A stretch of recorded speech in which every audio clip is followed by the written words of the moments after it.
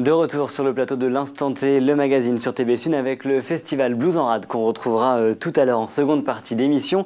Et puis Catherine Meillat et Anne Le Gagneur avec la présentation de la plateforme YFU, Youth for Understanding. Bonsoir à toutes les deux. Bonsoir. Merci d'être avec nous. Alors chaque année, 4000 étudiants et 4000 familles découvrent une autre culture, soit en accueillant, soit en voyageant avec l'association YFU. Alors Anne Le Gagneur, vous êtes avec nous ce soir à la fois pour nous expliquer comment ça fonctionne et ce que cela apporte, mais également pour faire passer un message et un appel surtout à famille d'accueil. Vous, Catherine, vous recevez des jeunes chez vous. Vous allez nous expliquer un peu comment ça se passe au quotidien. Mais tout d'abord, quand on parle d'accueil de jeunes lycéens ou étudiants, de quel type d'accueil parle-t-on, Anne Le Gagneur ? Alors on parle essentiellement d'accueil long en immersion dans une famille d'accueil bénévole, dans un lycée local et dans une culture. Parce qu'il ne s'agit pas simplement d'apprendre une langue, il s'agit également de faire connaissance avec une famille et de s'immerger dans une culture, ce qui est finalement la partie la plus importante du programme. Donc on change de famille pendant combien de temps? Et H24 en fait? On arrive pour entamer une année scolaire, on repart quand l'année scolaire est terminée et entre-temps on passe toute l'année en famille d'accueil sans retour dans son pays d'origine. D'accord. Alors vous, Catherine, vous accueillez des jeunes. Actuellement, vous en avez un chez vous. C'est une jeune finlandaise. C'est des accueils sans échange financier, sans accueil non plus en retour. C'est que vous n'envoyez pas d'enfants à vous dans l'autre famille? Non, enfin, mes enfants sont maintenant trop grands pour ça. Voilà. Pour ça.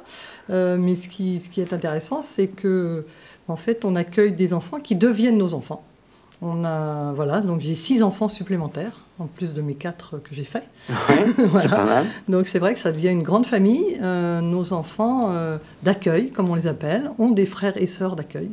Donc c'est vrai que le choix pour notre famille, c'est toujours fait avec notre famille entière. C'est-à-dire mes enfants, même s'ils ne vivent plus, leur femme ou leur mari, pour ceux qui sont déjà en couple, on choisit tous ensemble, en fait, puisque c'est nous qui choisissons en fait, des profils de jeunes en fonction je dirais préférences, ça peut être préférences... Mais des particularités, peut-être des façons de vivre des uns des autres. On va expliquer justement comment se passent ces recrutements et comment est-ce qu'on choisit les familles.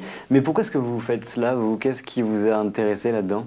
Plaisir de découvrir d'autres façons de vivre, d'autres cultures, et puis faire découvrir aussi comment on vit. Alors, comment on vit en France, mais moi je répète toujours aux jeunes que j'accueille, enfin nous dans notre famille on répète toujours en disant... Nous, chez nous, on vit comme ça, on est comme ça, mais ça ne veut pas dire qu'en France, tout le monde vit comme ça et tout le monde mange ça. Parce que voilà, ils arrivent avec l'idée que les Français mangent des escargots, mangent des huîtres, mangent des grenouilles. Et c'est tous, en fait, ils ont des a priori très, très, très, très forts. Et c'est très drôle quand arrive en milieu d'année, puisqu'ils ne rentrent pas à Noël, donc ils passent les fêtes de Noël avec nous. Donc voilà, ils découvrent. Voilà. Bon. C'est vrai qu'ils sont dans une famille normale, entre guillemets. Tout à fait, voilà. On le disait, environ 4000 jeunes chaque année accueillis. Il y en a combien en Bretagne, vous le savez ou pas? Alors ça dépend des années. Cette année, on est un petit peu à marée basse. On a 8 accueils, mais il y a des années où il y en a eu plus d'une vingtaine. D'accord. Et ils viennent d'où, tous? Alors, il y a une finlandaise, je crois, chez une trentaine de nationalités différentes, donc, qui viennent de tous les continents. Le continent africain est un petit peu sous-représenté, mais on a beaucoup d'Européens, on a un petit peu d'Asiatiques, on a des jeunes qui viennent d'Océanie et puis d'Amérique du Nord et du Sud. D'accord. Et ils font quoi en France, du coup? Parce que j'imagine qu'on ne vient pas là pour des Alors, vacances. ils font partie d'une famille d'accueil dont ils suivent les règles. Catherine parlait d'enfants d'accueil. C'est vraiment des enfants à part entière, donc qui vivent Vous avez le droit de les gronder ou pas? Ah oui, c'est bon. Ils vivent la vie d'une famille d'accueil. Ils sont scolarisés en lycée local, c'est-à-dire en seconde, première ou terminale, et ils suivent leur scolarité. Certains passent même le bac en fin d'année. Ils ont des objectifs, du coup, des objectifs scolaires également. Enfin, chaque jeune a ses propres objectifs, qui sont de découvrir la culture, de parler français, de se faire des amis, d'avoir une famille, une deuxième famille à vie. Et puis chacun après a ses objectifs scolaires. Il y en a qui veulent passer des examens, il y en a qui veulent rentrer à l'université après, revenir faire des études en France, et puis il y en a qui veulent simplement passer une bonne année. Alors justement, vous nous disiez tout à l'heure qu'on est un peu en marée basse du coup en Bretagne au niveau de l'accueil. Vous êtes là en partie pour cela, pour lancer un appel à famille d'accueil surtout. Tout à fait, parce que pour qu'un jeune parte, il faut qu'il y ait des familles d'accueil pour les recevoir. Donc pour qu'un jeune puisse venir en France, eh bien, on cherche des familles d'accueil pour les recevoir. Ces familles, du coup, ne perçoivent pas d'argent en échange, ne perçoivent pas d'échanges particuliers. Non. On échange quoi, du coup? Une culture? On échange plein de choses. Et plus le jeune est curieux, plus il va nous interpeller et plus on va lui en donner. En fait, c'est ce qu'on a envie de faire. C'est qu'on a envie de faire découvrir notre culture, notre gastronomie, notre patrimoine, notre langue. On a envie de donner. C'est vraiment le moteur. Et plus le jeune est demandeur, plus on va donner, plus on va être satisfait.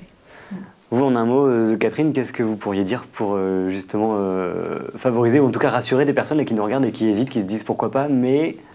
Alors, pourquoi pas c'est tellement riche, ça apporte tellement de choses. Alors nous, je ne sais pas, on n'est pas une famille, enfin ça se passe dans beaucoup de familles toujours très très bien. On a eu un petit retour à chacun des jeunes qu'on a accueillis. Ouais. Chacune des familles nous a reçus chez elle. Donc nous sommes allés en Russie, en Estonie, en République tchèque. Nous allons cet été en Hongrie. Voilà, donc c'est aussi les familles qui ont le souhait de nous accueillir et nous remercier de cette façon. Nous, on est vraiment très heureux parce qu'on a eu cet échange pendant toute l'année et nos jeunes sont nos jeunes, en fait, puisque la toute première qu'on a accueillie, qui a maintenant 28 ans, il y a quelques années, est revenue nous présenter son compagnon, par exemple. Donc voilà, vraiment de beaux échanges et en tout cas de beaux liens qui se créent. Mais justement, on est allé dans une famille à Lanester qui accueille pour la première fois une jeune. Elle est autrichienne, elle s'appelle Hanna. On s'est invité chez eux, regardez. Dans la famille Lahaye, il y a Sébastien, le papa, Séverine, la maman, Adeline et Coralie, et Hanna. Mais seulement pour quelques mois. Elle fait partie du projet YFU, Youth for Understanding, et a quitté Vienne, en Autriche, pour quelques mois, accueillie dans cette famille lanestérienne. Je voulais rencontrer une nouvelle culture et, je sais pas, aussi français, ça m'inspirait beaucoup à faire un échange. Et aussi, j'ai trouvé l'idée très chouette d'avoir une nouvelle famille pour 6 mois, c'est une très bonne idée, je trouve. J'avais peur, mais et le premier jour, c'était aussi un peu bizarre d'être comme une nouvelle vie, une nouvelle école, c'est tout très différent. Mais je sais pas, après un peu de temps, on s'habitue vraiment très vite. Alors, nouveau lycée, nouveaux amis, mais toujours un peu de musique. Hanna a même participé aux tremplins musicaux de Lanester. Chouette dépaysement pour elle, mais aussi pour sa famille d'accueil, pour qui c'est une grande première. J'ai une amie à Paris qui fait ça, c'est sa 2e année et comme on va la voir, on a rencontré la jeune, on a trouvé ça sympa et on a dit pourquoi pas, on va essayer. Et puis on a fait les démarches et en fait ça s'est fait plus vite qu'on ne le pensait. Et on a rempli juste un questionnaire, c'est assez simple. Et puis après, ils nous ont montré plusieurs profils. Enfin, ils sont venus visiter la maison. C'est tout ce qu'on a eu. Ils ont visité la maison pour voir si on pouvait accueillir quelqu'un quand même. Savoir si on était aussi des gens respectables. Voilà. Et après, on nous a donné plusieurs profils de jeunes. Et puis, on a choisi avec toute la famille qui on voulait accueillir. Hanna est arrivée en janvier pour 6 mois. Pas seulement pour de la découverte, mais avec des objectifs scolaires et linguistiques. Au lycée, pour l'instant, on n'a pas eu encore, parce que comme elle est arrivée qu'au mois de janvier, donc on n'a pas eu encore vraiment le résultat du trimestre. Mais autrement, le français, on voit qu'il y a une amélioration. Par exemple, les films, au début, on regardait donc avec le sous-titrage en français. Et là, depuis 3 semaines, 1 mois, ça, il n'y a plus de sous-titrage. Donc on voit quand même qu'il y a une bonne progression. Et que ce soit pour les films ou la vie de tous les jours, l'intégration est totale, du repas aux activités de la famille. Il faut donc que des deux côtés, les participants soient curieux, ouverts et surtout prêts à ouvrir leurs portes, leur culture et leur famille. J'ai dit ça aussi à Anna, elle avait quelque chose de très rassurant pour les filles. Le fait d'avoir une grande fille à la maison, c'était rassurant. Elle dort en haut avec elle. Et puis le soir, quand elles arrivent à la maison, Anna est à la maison, ou quand elle n'est pas là, mais elle est où Anna, voilà, comme quoi elle fait bien partie de la famille. Tu l'aimes bien Anna, toi? Oui. Elle est gentille? Oui. Bon, alors on entendait Anna justement qui expliquait que pour elle c'est une nouvelle vie, que les premiers jours ont été difficiles, la famille aussi finalement, ils ont sauté très vite dans le bain. Ça se passe comment parce qu'ils sont tout jeunes malgré tout. Enfin, Anna, elle a 16 ans, c'est ça? Effectivement, c'est quelque chose de très courageux parce qu'ils ont entre 15 et 18 ans, majoritairement 17 ans. Enfin, ils sont assez jeunes. Alors pourquoi jeunes? Parce que d'abord, ils sont assez matures pour pouvoir partir 1 an en dehors de chez eux sans retour, on l'a dit tout à l'heure. Et ils sont assez matures pour pouvoir, entamer donc une année de lycée. S'adapter, créer du lien. Et assez jeunes malgré tout pour s'immerger encore dans une famille d'accueil et en accepter les règles. Ouais. Alors, on voit Anna qui a 15 ans. C'est le début de la période pour participer à YFU. Les jeunes arrivent en août ou en janvier, suivant en août pour une année scolaire, en janvier pour un semestre, mais ils peuvent arriver en août pour un semestre aussi. Donc les plus jeunes ont 15 ans, la plupart ont 17 ans, 16, 17 ans. Donc les jeunes de 15 ans vont être scolarisés en seconde, les autres vont être en première terminale. Est-ce que tous les deux, c'est quelque chose qui vous aurait motivé, qui vous auriez plu quand vous étiez jeune, ou même pour vos enfants, ou même maintenant, vous accueilleriez quelqu'un ou pas?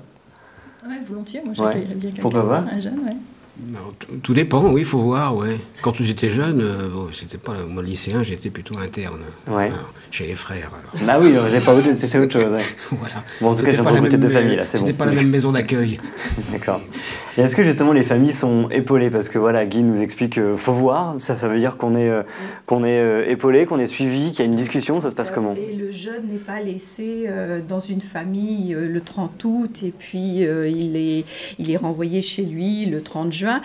L'association YFU est là, donc il y a ce qu'on appelle des personnes relais, qui sont des bénévoles, qui habitent pas très loin des familles et qui vont être là pour apporter leur aide, leur expérience, leurs compétences et pour être une oreille à l'écoute à la fois des familles et des jeunes.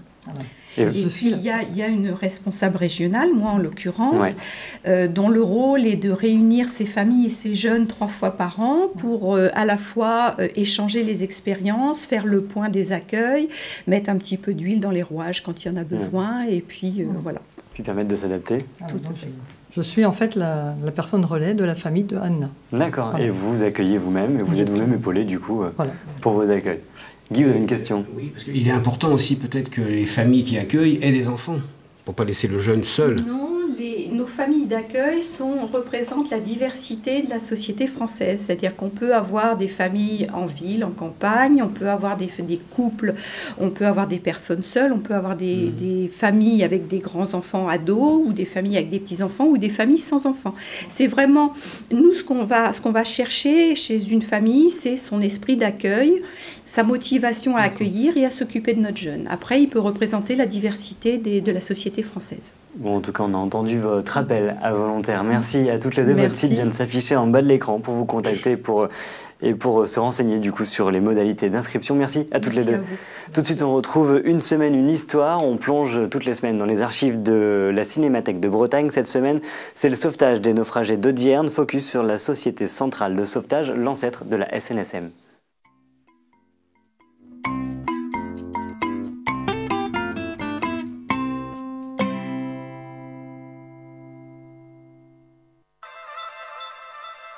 « 21 mars 1936. L'Endurante, une gabarre de la Marine nationale, vient de s'échouer sur les brisants de l'embouchure du Rhône. Pierre Py, patron des douanes et patron du canot de sauvetage de Saint-Louis-du-Rhône, est appelé à la rescousse. Avec l'aide de son équipage, il parviendra à sauver 24 marins. Ce film est une reconstitution d'un sauvetage à Audierne en 1931. C'est à la suite de plusieurs événements dramatiques survenus au cours du 19e siècle qu'est créée en 1865 la Société Centrale de Sauvetage des Naufragés par l'amiral Rigaud de Genouilly. La station d'Audierne, dans le sud Finistère, ouvrira la même année. En 1873, c'est la Société des Hospitaliers Sauveteurs Bretons qui prend la relève, puis la Société Nationale des Sauveteurs en Mer, la SNSM, en 1967.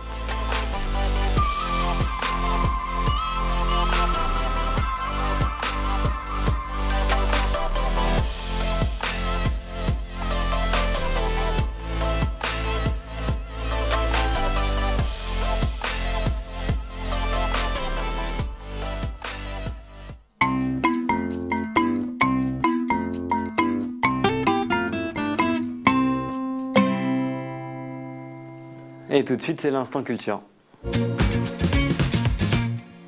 Et on retrouve à présent le festival Blues en Rade. Il a lieu ces 23, 24, 25 et 26 mars. C'est à Locmiquélic, Port-Louis et Riantec. Claire Simon-Lemazo, vous êtes adjointe à la culture, adjointe à la culture de la ville de Locmiquélic. Guy Le Texier, vous êtes le programmateur de ce festival Blues en Rade. C'est la 9e édition. Claire, pourquoi un festival de blues, de jazz dans ce coin-là du pays de l'Orient ? Mais je pense que le blues, c'est une musique vivante qui n'a pas de frontières et avec des accents populaires et une origine populaire, qu'on puisse être là sur des communes à la fois littorales et rurales, ça a du sens. Voilà, on peut quitter le bayou et venir jusqu'à Outre-Rade. Ouais. On vient facilement au Festival Blues en Rade en bateau, c'est possible. C'est pas le Mississippi, mais ça s'en rapproche de temps en temps, c'est ça. De jeudi à samedi, du coup, pas mal de rendez-vous, avec une nouveauté, cette année, une soirée-concert apéro tapas, c'est ça ? C'est avec le groupe Sri Gamberos. Sri Gamberos, oui. C'est le vendredi soir à Port-Louis. Alors à Port-Louis, c'est la 5e année que la municipalité de Port-Louis participe au festival. Et on a tâtonné sur des formats, des propositions à faire au public. Et là, c'est une nouvelle proposition, un cabaret blues en fait. Donc, ce qui fait que ça avance l'heure à 19h et apéro tapas parce que l'association Blues Rive Gauche qui est chargée principalement de la logistique, tout ce qui est buvette, restauration, va préparer des assiettes, de la nourriture pour le public. Donc la salle sera mise en configuration entre l'association et la municipalité de Port-Louis, configuration cabaret avec des tables, des manches debout. Parce qu'on sent bien un peu dans l'idée de ce festival, c'est de créer des événements plutôt conviviaux où les gens viennent pas juste voir de la musique, mais viennent participer à une soirée finalement, une soirée un peu globale. Complètement, mais c'est l'esprit du blues, ça. Ouais. C'est l'esprit du feeling, de l'émotion.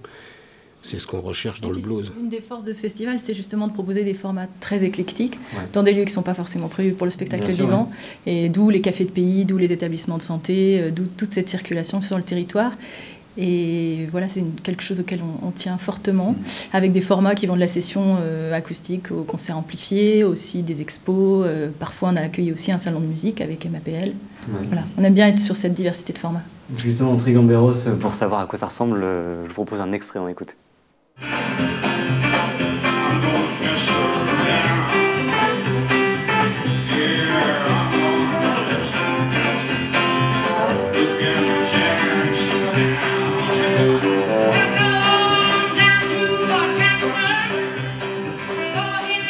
C'est Sri Gamberos. Il y a également un concert dans un lieu auquel on ne s'attend pas, c'est vendredi après-midi. Vous avez voulu proposer des concerts à tous les publics, mais vraiment tous, et dans des lieux plutôt originaux, plutôt atypiques pour ce genre d'événement. Oui, parce que la culture, elle est ouverte à tous, bien sûr, et on se rend compte que dans les EHPAD, souvent, c'est pas facile pour les animateurs d'organiser le transport des résidents. Bien sûr. Donc on a choisi d'aller jouer à l'EHPAD. Donc ce sera la 5e ou 6e fois qu'on fait un concert à l'EHPAD, et c'est un concert qui est très très attendu par les résidents de l'EHPAD. En plus, il est gratuit, donc vraiment ouvert à tous. Voilà, et ouvert à tout public, et très très attendu par les résidents. J'insiste bien là-dessus parce qu'à chaque fois, c'est des échanges. Moi, j'ai souvenir d'une année où il y avait les Honkidonk qui ont chanté, qui ont joué. Il y a une dame qui n'avait jamais parlé, apparemment depuis un an et demi, qui s'est mise à chanter. Donc ça crée de beaux liens en tout cas, et ça redonne un peu de vie dans ces lieux qui parfois n'ont pas forcément... C'est un mélange, dans un EHPAD on se retrouve avec un public classique, tout un mélange de culture. Et puis une soirée peut-être plus classique, mais à l'Artimon, du coup, ça va être avec Loretta and the Bad Kings, c'est ça ? Ça c'est samedi. Et Dave Gross. La particularité de l'édition de cette année, c'est que ça fait quelques temps que je voulais monter un projet autour d'Anthony Stelmazak, qui est guitariste. Donc il jouera 3 fois dans 3 formations différentes, mais alors 3 styles complètement différents. N'ayez pas peur, vous pouvez venir, c'est pas parce que vous l'auriez vu. Ah oui, ça n'a rien à voir. Et donc il joue il est aussi le leader guitariste de Loretta et des Bad Kings. Donc là, plutôt du rocking blues, je sais pas. Si, je sais pas trop comment on peut appeler ça. Oui, rocking blues, que finalement tout est assez rythmé. On se rapproche même de la country parfois sur certains titres. On entendait ça tout à l'heure. C'est les trois projets où joue Anthony Stelmazak ont 3 chanteurs différents. Voilà, donc le projet des Sri Gamberos, c'est surtout Mick Tokro qui chante. Loretta, c'est Loretta, Lady Loretta qui chante. Et Louisville, c'est surtout Anthony qui chante. Donc 3 choses complètement différentes. Et après Loretta, il y a Dave Gross. Alors lui, c'est un petit génie, un jeune new-yorkais de 30 ans, Je pourrais pas définir sa musique parce qu'il va jouer du blues, il va jouer du rock, il va faire des variations sur un truc de Django Reinhardt, il va partir. Performance à venir voir sur scène, quoi. Voilà. Ça sera la même soirée. Puis alors moi je suis tombé amoureux de Sandra Hall. Elle vient dimanche en fin de journée. Ah oui, alors méfiez-vous si vous êtes tombé amoureux. Bah, c'est magnifique ce qu'elle fait. Oui, on a un extrait, on écoute. Ariane.